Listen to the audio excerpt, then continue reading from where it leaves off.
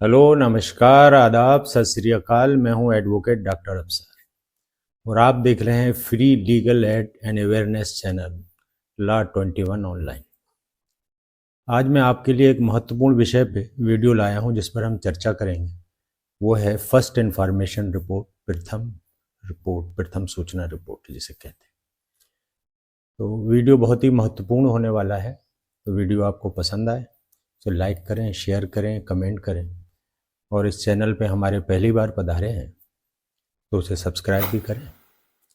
इससे हमारा उत्साहवर्धन होता है ताकि इसी तरह के वीडियो हम आपके सामने प्रस्तुत करते रहें। इसको सब्सक्राइब करें, बेल आइकन दबा दें ताकि अगले वीडियो जो भी हम बनाएं सबसे पहले आपको सूचना उसकी मिले। तो चलते हैं वीडियो की तरफ।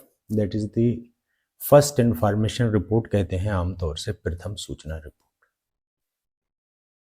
लेकिन BNSS भारतीय जो आपका ये नया अधिनियम बना है, भारतीय नागरिक सुरक्षा संहिता, इसमें इस शब्द का इस्तेमाल नहीं किया गया है। फर्स्ट इंफॉर्मेशन रिपोर्ट, प्रथम सूचना रिपोर्ट का उपयोग नहीं किया गया है। पहले भी ऐसा ही था। इसमें ये किया गया है, जो शब्द यूज किया गया है वो है इंफॉर्मेशन इन कॉग्निजेबल ऑफेंस, संज्ञेय अपराधों के संबंध में सूचना। तो चूंकि जब कोई भी अपराध होता है तो सबसे पहले इसकी रिपोर्ट थाना में दर्ज की जाती है, तो इस वजह से इसे प्रथम सूचना रिपोर्ट कहते हैं। तो ये सेक्शन 173 173 में है BNSS में, जो पहले सेक्शन 154 था क्रिमिनल प्रोसीजर कोड 1973 में।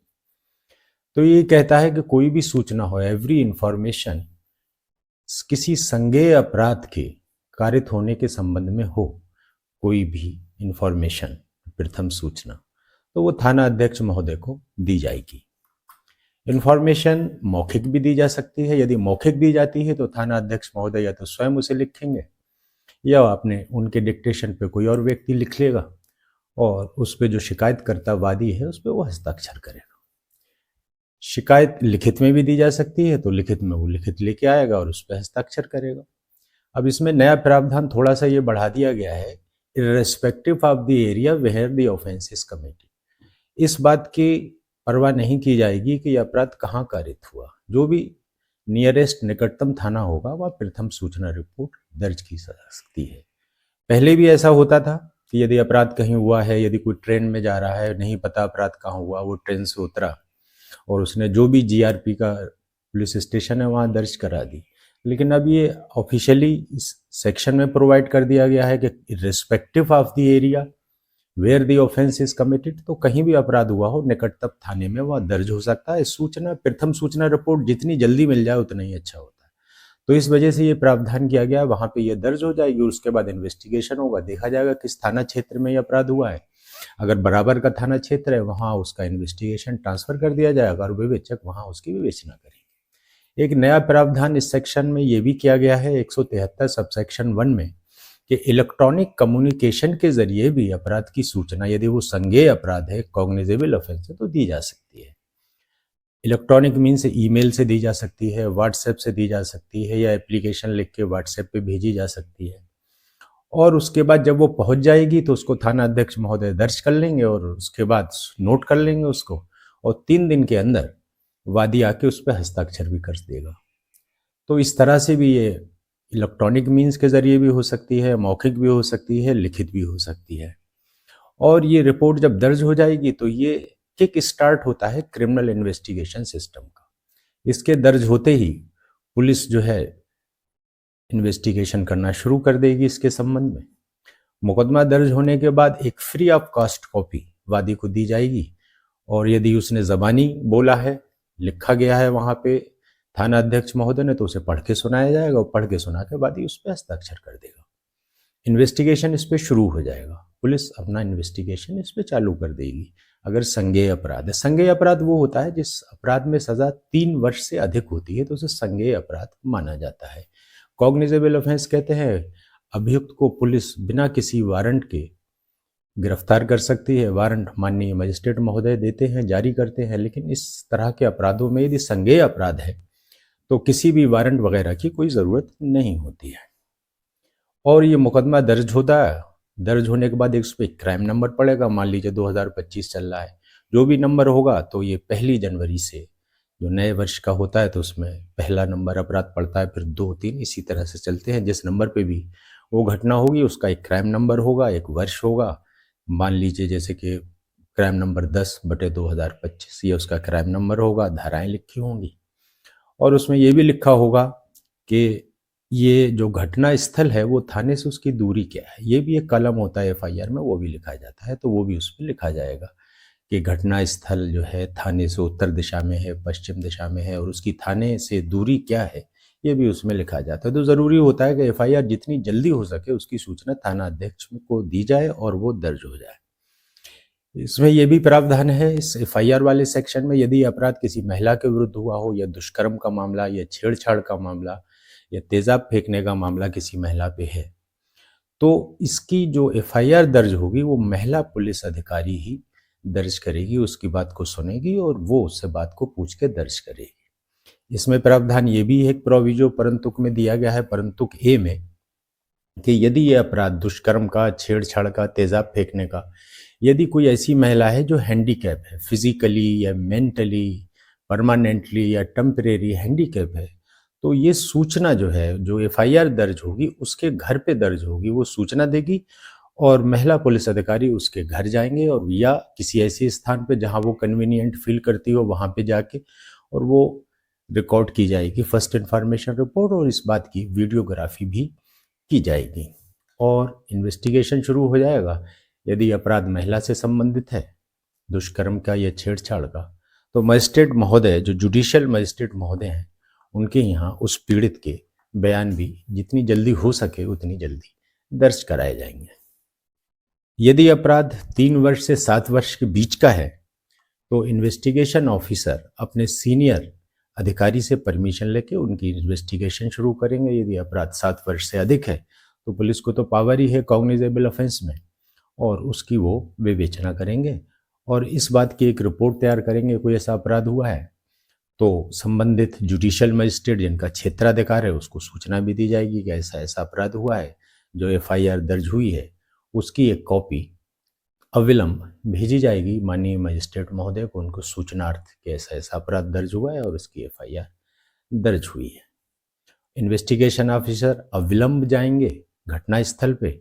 इन्वेस्टिगेशन ऑफिसर का काम ये होता है कि साक्ष्यों का संकलन करेंगे, मौके वारदात पे जाएंगे, वहाँ की नक्शा नजरी साइट प्लान बनाएंगे उत्तर दक्षिण के हिसाब से, कहाँ से अभियुक्त आए, कहाँ से विक्टिम को किया। यदि मान लीजिए कोई हत्या का मामला है, कोई हत्या के प्रयास का मामला है, लूट का मामला है, जैसा भी मामला हो अविलंब पहुंचेंगे ताकि कोई भी साक्ष्य मौके पर यदि हो तो उसको वो कलेक्ट कर सके इन्वेस्टिगेशन में, गवाहन वगैरह के बयान ले सके। यदि कोई व्यक्ति विक्टिम पीड़ित है और उसकी एफआईआर दर्ज नहीं हुई है थाने पे, तो इस बात की सूचना के साथ वो वहां भेजेगा। एसएसपी को, वरिष्ठ पुलिस अधीक्षक को भी भेज सकता है इस बात की सूचना कि ऐसा ऐसा अपराध हुआ है और थाने पे मुकदमा दर्ज नहीं हुआ है। तो वरिष्ठ पुलिस अधीक्षक या एसपी उस जिले के या तो स्वयं विवेचना करेंगे या इसकी विवेचना अपने किसी अधीनस्थ अधिकारी से करवाने के आदेश पारित करेंगे। अगर संज्ञेय अपराध है उसकी जांच की जाएगी, अभियुक्तगण को पकड़ा जाएगा, साक्ष्यों का संकलन होगा, ये इन्वेस्टिगेशन होगा और बाद विवेचना। यदि आरोप सही पाए गए हैं तो आरोप पत्र माननीय न्यायालय में अभियुक्तगण जो भी पाए गए हों, अभियुक्तगण नामजद भी हो सकते हैं और अज्ञात भी हो सकते हैं। मान लीजिए हाईवे पे, सड़क पे कोई लूट का मामला है, वादी नहीं जानता कि अभियुक्त कौन है, क्या उनका नाम है, तो अज्ञात के खिलाफ भी एफआईआर लिखाई जा सकती है। यदि वादी पूर्व से जानता है कौन अभियुक्तगण है, क्या नाम है, तो वो नामजद एफआईआर होगी और उनका नाम लिखा जाएगा एफआईआर में और पुलिस उन्हें गिरफ्तार करेगी। एक लैंडमार्क केस है पुराना, Dharma Rao Bhagare versus state of Maharashtra 1973 का। इसमें माननीय उच्चतम न्यायालय ने कहा है कि फर्स्ट इंफॉर्मेशन रिपोर्ट जो है, ये लफ्ज यूज नहीं किया गया है एक्ट में। क्रिमिनल प्रोसीजर कोड 1973 था पहले, तो उसमें ये शब्द यूज नहीं किया गया है। केवल सूचना, संज्ञेय अपराध के संबंध में सूचना का जिक्र किया गया है इसमें। और एफआईआर कोई भी व्यक्ति कर सकता है, सिर्फ इस बात से रिजेक्ट नहीं की जा सकती है एफआईआर कि सूचना देने वाला चश्मदीद गवाह नहीं है। चश्मदीद गवाह नहीं भी हो सकता है। मान लीजिए कोई अनजान व्यक्ति है, संज्ञेय अपराध हुआ है, गांव का चौकीदार है और वो ड्यूटी पे है, उसने देखा किसी व्यक्ति का शव पड़ा हुआ है, मृत अवस्था में है कोई, तो तुरंत उसकी सूचना दे सकता है। जबकि ना तो वो ये नहीं जानता कि किसने अपराध किया है, या मृतक कौन है उसकी भी पहचान नहीं है, तो भी वो व्यक्ति एफआईआर दर्ज करा सकता है, सूचना दे सकता है यदि संज्ञेय अपराध है। इस सूचना दर्ज हो जाने के बाद एक जनरल डायरी में थाने पे एंट्री की जाएगी। एक जनरल डायरी होती है थाने पे, जिसपे थाने पे जो भी घटना घटित होती है उसका ब्यौरा उस पर लिखा होता है, और रेलवे टाइम टेबल के हिसाब से वो 24 घंटे से चलता है। 12 बजे के बाद 13 बजे, 14 बजे, इस तरह से चलता है। तो उसका खुलासा जीडी में किया जाता है, उसे जनरल डायरी कहते हैं। तो इसका खुलासा मुकदमा दर्ज होने के बाद जनरल डायरी में किया जाएगा। लैंडमार्क केस इस बात पर है कि FIR is not a encyclopedia. ये एक इंसाइक्लोपीडिया नहीं है कि अपराध से संबंधित सभी तथ्य इसमें आ ही जाएं। जरूरी तथ्य आ जाएं, वादी कौन है, अभियुक्त गण कौन है, ज्ञात हैं या अज्ञात हैं, घटना क्या हुई और किस जगह हुई, अगर ये आ जाता है तो सफिशिएंट है।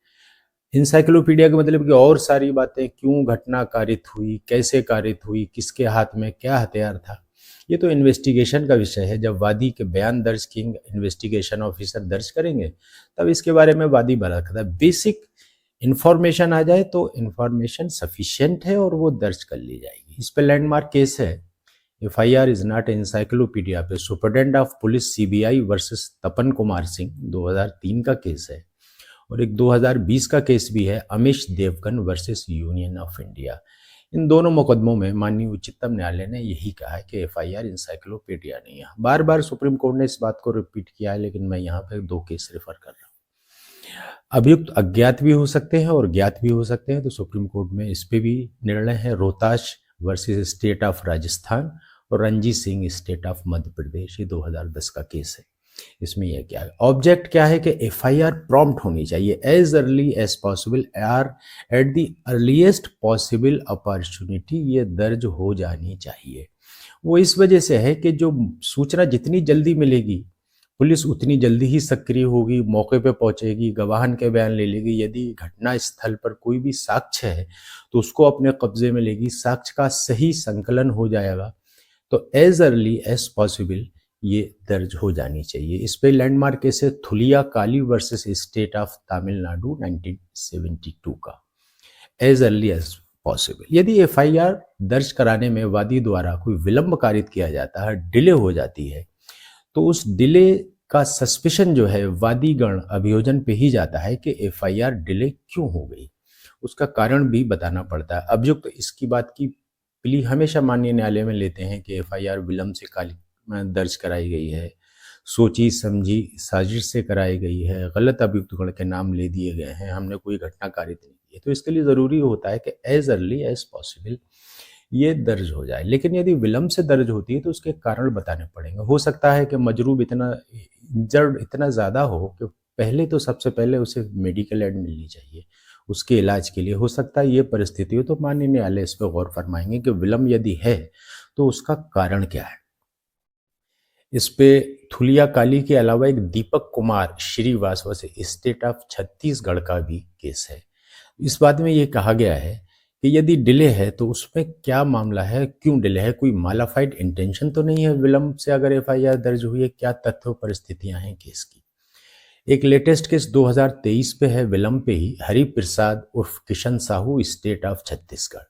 इसमें यह कहा गया कि यदि सिर्फ डिले है तो ये अभियोजन पक्ष के लिए घातक नहीं है यदि वो डिले को एक्सप्लेन कर देते हैं कि डिले क्यों कारित हुई है, इस बात को बता देते हैं, तो वो सेम स्टैंड पे स्टैंड करेगी जैसे कि प्रॉम्प्ट एफआईआर है और डिलेड एफआईआर अगर उसकी डिले एक्सप्लेन कर दी गई है। रजिस्ट्रेशन ऑफ एफआईआर के संबंध में माननीय उच्चतम न्यायालय ने बहुत से निर्णयों में यही कहा गया है कि यदि संज्ञेय अपराध है तो पुलिस की ये ड्यूटी है कि उसको वो दर्ज करेगी। लेकिन इस पर एक landmark case Lalita Kumari state of UP 2014 में आया है, तो इसमें भी यही बात को कहा गया है, लेकिन थोड़ा सा इसमें एक एक्सेप्शन भी क्रिएट कर दिए गए हैं तथ्यों और परिस्थितियों के आधार पर, वो थाना अध्यक्ष महोदय देखेंगे। इसमें यह कहा गया है ललिता कुमारी में कि यदि संज्ञेय अपराध है तो वो दर्ज होना ही चाहिए, कॉग्निजेबल ऑफेंस। संज्ञेय अपराध है या नहीं है इसकी भी जांच की जा सकती है। कुछ मामले ऐसे होते हैं जिसमें एक प्रारंभिक जांच कर ली जाए तो भी ये इंश्योरेंस हो जाती है और थाना अध्यक्ष इंश्योर कर लेते हैं कि ये घटना सही है, प्रिमा फेसाई केस बनता है।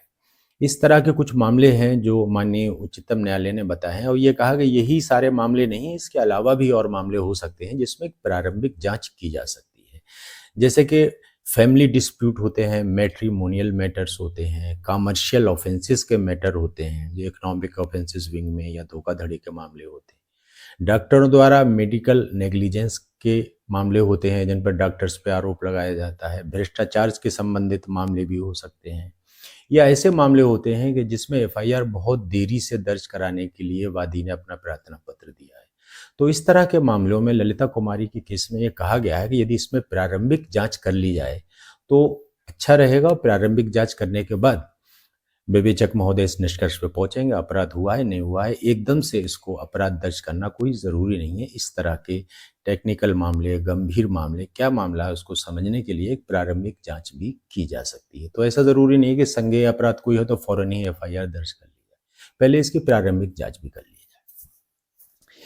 एक लेटेस्ट केस आया है कि जो अभियुक्त है वो as a matter of right कोई नहीं ये कह सकता कि एफआईआर उसके विरुद्ध दर्ज होने से पहले उसे भी सुना जाए। वैसे तो न्यायालय में तो ये एक राइट है अभियुक्त का, दोनों ही पक्षों का। इसे कहते हैं राइट ऑफ ऑडी अल्टेरम पार्टम, कि दूसरे पक्ष को भी सुना जाए। लेकिन एफआईआर दर्ज करने में ऐसा कोई नहीं है कि एफआईआर दर्ज करने में पहले अभियुक्त को बुला के उससे पूछताछ करी जाए, पूछा जाए और फिर एफआईआर दर्ज की जाए। तो इसके मामले में एक पुराना 2013 का केस है, अनुज चौधरी व स्टेट ऑफ उत्तर प्रदेश 2013 का, और लेटेस्ट केस 2023 का है इसी मामले में, State Bank of India versus Rajesh Agarwal. इसमें यह कहा गया कि एक्यूज्ड का कोई ये राइट नहीं है कि एफआईआर दर्ज करने से पहले उसको सुना जाए। एक पावर ऑफ अरेस्ट और रजिस्ट्रेशन ऑफ एफआईआर में दो भिन्नताएं हो सकती हैं कि जहां तक अरेस्ट का मामला है धारा 35 में बीएनएसएस में, तो उसमें तो ये देखा जाएगा कोई उचित शिकायत प्राप्त हुई है, कोई संदेह है, इस तरह के मामलों में पुलिस अरेस्ट करती है। लेकिन जहां तक एफआईआर दर्ज कराने के मामले में है तो ऐसा कोई शब्द रीजनेबल कंप्लेंट, क्रेडिबल इंफॉर्मेशन, इस तरह का कोई भी शब्द धारा 173 में यूज नहीं किया गया। ये तो पुलिस का काम है जांच करने का। कोई भी व्यक्ति यदि उसको लगता है कि कोई संज्ञेय अपराध हुआ तो वो एफआईआर दर्ज करा सकता है। ऐसा कोई ज़रूरी नहीं है कि उचित प्रार्थना पत्र हो, कोई सस्पिशन हो तभी दर्ज किया जाएगा। एफआईआर दर्ज की जा सकती है और उसके बाद विवेचना में हो सकता है कि वादी का आरोप गलत हो तो उस पर फाइनल रिपोर्ट लगा के मुकदमे को बंद भी किया जा सकता है। ये इन्वेस्टिगेशन का विषय है और ये उसके विवेचक महोदय ही उसको देखेंगे। एक लेटेस्ट केस ये 2025 में भी 23 जनवरी को आया है। इसमें वादी ने यह बताया था कि एफआईआर में उसने कुछ नाम लिखाए थे, लेकिन उसने 2 नाम छोड़ दिए। लेकिन जब कोर्ट में बयान हुए, गवाही हुई तो उसने 5 व्यक्तियों के नाम लिए, जबकि एफआईआर में 3 ही व्यक्ति थे। तो ये ट्रायल कोर्ट ने माना और माननीय उच्चतम न्यायालय ने कहा कि ये संदेह पैदा करता है। यदि वादी घटनास्थल पर मौजूद है तो वो किसी भी व्यक्ति को नहीं छोड़ेगा जिसने अपराध कारित किया। यदि 5 व्यक्तियों ने किया है तो 5 व्यक्तियों का नाम लिखाएगा, वो 3 व्यक्ति के क्यों लिखाएगा। फिर माननीय न्यायालय में जब बयान दिए उसने तो उसने 5 व्यक्तियों के नाम लिए, एफआईआर उसने 3 व्यक्तियों के विरुद्ध लिखाई। तो माननीय उच्चतम न्यायालय ने इस निर्णय में ये कहा है कि ये जो है संदेह पैदा करता है वादी के कथन पे कि इस तरह के 5 अभियुक्त वहां थे भी थे या नहीं थे, और उसने 3 व्यक्ति का नाम लिखाया, कोर्ट में 5 व्यक्तियों के उसने नाम बताए। तो माननीय उच्चतम न्यायालय ने कहा कि ये जो तथ्य है ये कंट्राडिक्टरी तथ्य है, 2 अलग अलग बातें हैं। और भारतीय साक्ष्य अधिनियम की धारा 11 जो पूर्व में थी, जो अब धारा 9 हो गई है, facts inconsistent with the fact in issue के संबंध में आता है और उस संबंध में इसका साक्ष्य भी ग्राह्य है और माननीय न्यायालय उसे कंसीडर भी करेंगे। तो ये हमारा वीडियो था व्यूअर्स फर्स्ट इंफॉर्मेशन रिपोर्ट के बारे में। अगले वीडियोस में हम नॉन कॉग्निजेबल रिपोर्ट्स के बारे में जो सेक्शन 174 है उस पर भी हम अपना वीडियो बनाएंगे। तो लेटेस्ट केस में हमने आपको बता दिया जो अभी जनवरी 2025 का ही है, 23 जनवरी का। इस संबंध में आपको वीडियो अच्छा लगा हो तो इसे लाइक करें, कमेंट करें, शेयर करें, और चैनल पे पहली बार पधारे हैं तो सब्सक्राइब भी करें और कमेंट करके ये बताएं कि और किसी अन्य विषय ऐसे हैं जिसके संबंध में आपको विधिक जानकारी चाहिए है हमारे ये free add legal awareness channel पे, तो आप इसके बारे में कमेंट ज़रूर करें। तो मिलते हैं फ्रेंड्स अगले वीडियो में, तब तक के लिए नमस्कार।